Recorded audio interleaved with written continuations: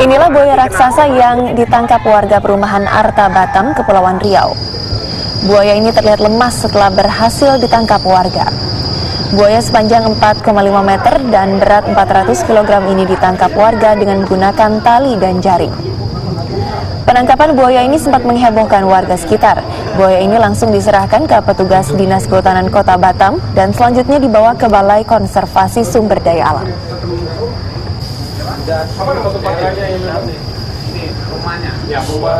Sungai. Airnya gitu makan ya.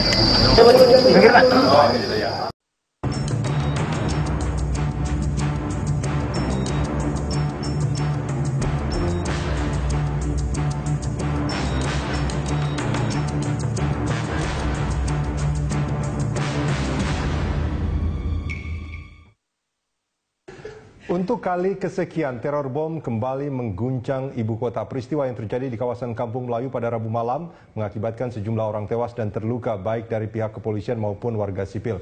Atas peristiwa itu sejumlah pihak mengutuk aksi itu dan mendesak pihak berwenang, dalam hal ini kepolisian, segera mengungkap aksi biadab itu. Bahkan atas peristiwa itu malam tadi sejumlah negara seperti Inggris dan Australia mengeluarkan travel advice dan jika hendak atau mengunjungi Indonesia terutama Jakarta. Guna membahasnya dalam judul Tumpas Terorisme Hingga Akar telah hadir narasumber di studio Nasir Abbas, pengamat terorisme, dan juga Kombes Pol Awi Setiono yang merupakan Kabak Mitra Divisi Humas Polri, serta melalui sambungan telepon nanti sudah ada Ahmad Basarah dari Komisi 3 DPR RI, dan kami juga mengundang Anda pemirsa untuk bergabung bersama kami dengan menghubungi nomor telepon yang sudah tertera di layar. Saya langsung ke Pak Awi dulu. Pak Awi, ini peristiwa yang terjadi pada Rabu malam, pada hari ini sudah dilakukan identifikasi antemortem dan postmortem, artinya keluarga terduga teroris itu sekarang sudah diambil DNA-nya.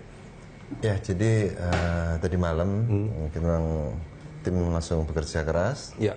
Ada tim yang di TKP, olah TKP, kemudian ada tim lapangan ya tentunya cross check apa yang teman-teman ada di lapangan, dan memang ada beberapa kegiatan yang tidak bisa saya sampaikan secara detail. Ya. Namun mungkin publik juga mengetahui beberapa tempat melakukan kegiatan, ya itu salah satunya juga. Itu informasinya sudah kemana-mana sekarang, Pak Awi. Tapi kami juga belum bisa merilis karena memang itu kan proses penyelidikan. Ya.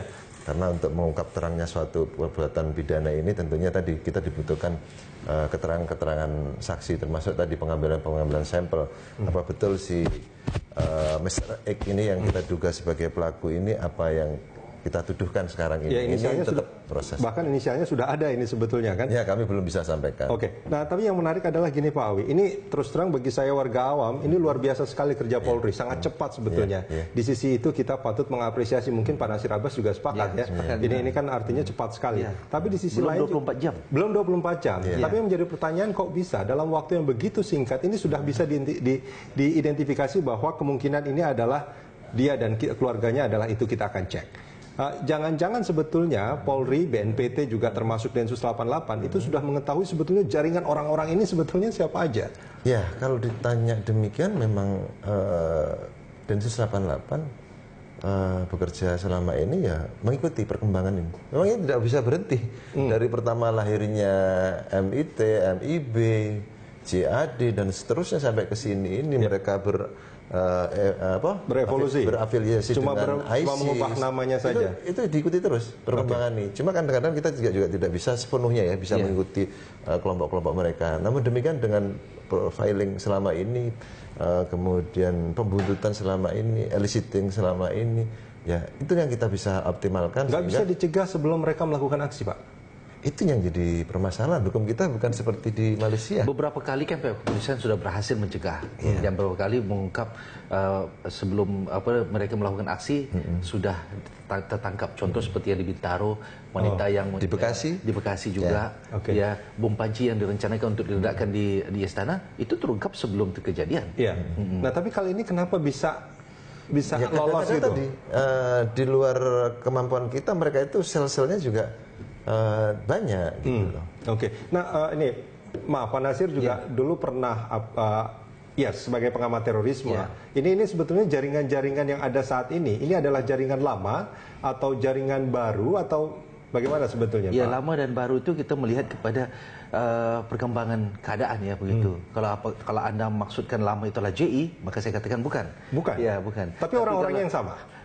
Bukan. Orang-orangnya juga bukan. Artinya ini adalah jaringan dari kelompok yang sudah berkembang dengan pahami ISIS ya, gerakan-gerakan yang setuju dengan apa yang terjadi di Syria dan mereka ingin menerapkan di Indonesia, mengkafirkan muslim yang lain, menganggap aparat itu sebagai musuhnya. Itu sekarang yang berkembang jaringan sekarang ini. Itu yang berkembang saat ini. Kalau dulu kita ada Al-Qaeda, kita kenal ada Al-Qaeda. Terus kemudian informasinya kalau secara global katanya ISIS juga merupakan pecahan dari Al-Qaeda itu. Nah, di Indonesia sendiri apakah ini semuanya berafiliasi dengan ISIS atau sebetulnya masih ada juga yang berafiliasi dengan Al-Qaeda? Ya, sekarang sudah berafiliasi pada ISIS sekarang. Pada ISIS. Sejak dari tahun 2014 dan itulah mereka yang sekarang bergerak dan bersel-sel semuanya dengan paham ISIS, termasuk yang di Poso itu, ya Santoso itu bagian daripada afiliasi dari ISIS. Nah, afiliasi ISIS yang ada di Indonesia itu merupakan satu struktur atau sebetulnya sporadis ada kelompok-kelompok yang mengaku berafiliasi dengan sporadis. Ya, desentralisasi tidak terkendali itu. Desentralisasi tidak terkendali. Ya, tidak ada satu tokoh pun di Indonesia yang tokohnya tokoh spiritual itu ada. Sebagai contoh, ya Aman Abdurrahman yang sekarang dalam penjara. Dia adalah tokoh spiritual yang sangat gencar dalam menyebarkan faham ISIS dan juga mengkafirkan yang lain.